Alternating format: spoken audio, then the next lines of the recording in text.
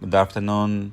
First of all, I'd like to say that it's a pleasure to be here for the first time and to share one of our studies with you.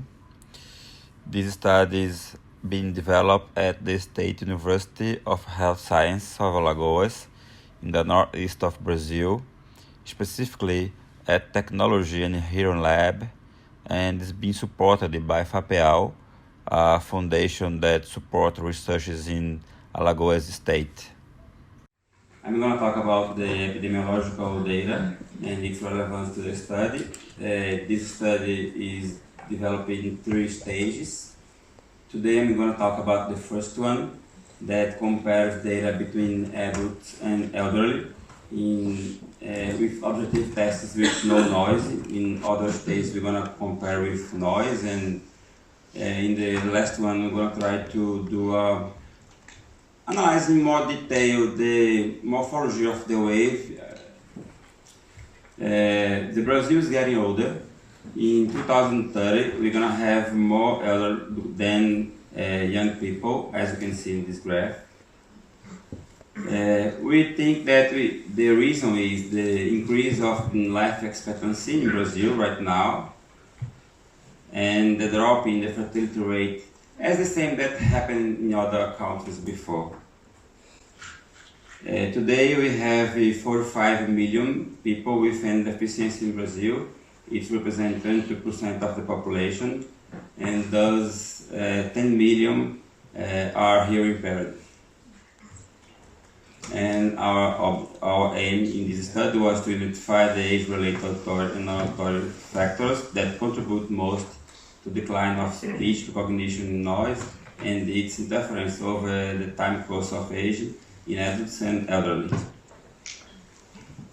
This prospective cross-sectional analytic study was approved by ED committee in Brazil. We have 2 groups, one composed by 15 adults aged 18 and 59 years, normal hearing, and another one composed by 20 elderly, aged between 60 and 80, normal hearing as well. And our group has the same exclusion criteria. We applied 3 types of tests: psychoacoustic tests, HINT, Brazilian HINT, SSI, DDT, and GENE, and objective tests. Auditory evoked brainstem potential using click, auditory evoked cortical potential using tone, and after that using speech, cognitive auditory evoked potential using tone and after using speech, and a cognitive test, Montreal Cognitive Assessment Test. And until now, for this first stage, the difference in speech perception and noise between adults and elderly are evident in subject cognitive and auditory processing tests, except with engine test. And for elderly, the N2 amplitude is lower and cortical potential is evoked by 1 kHz, 2 kHz, and die stimuli for the left ear, and only when evoked by 2 kHz stimuli in the right ear. In the next stage, we plan to repeat the electrophysiological tests in 2 directions with contralateral noise and forward masking. But we're going to have here a control group with no noise as well. And in the last stage, we're going to try to analyze the slope and error in more detail and try to find something more that shows more the difference between these 2 groups.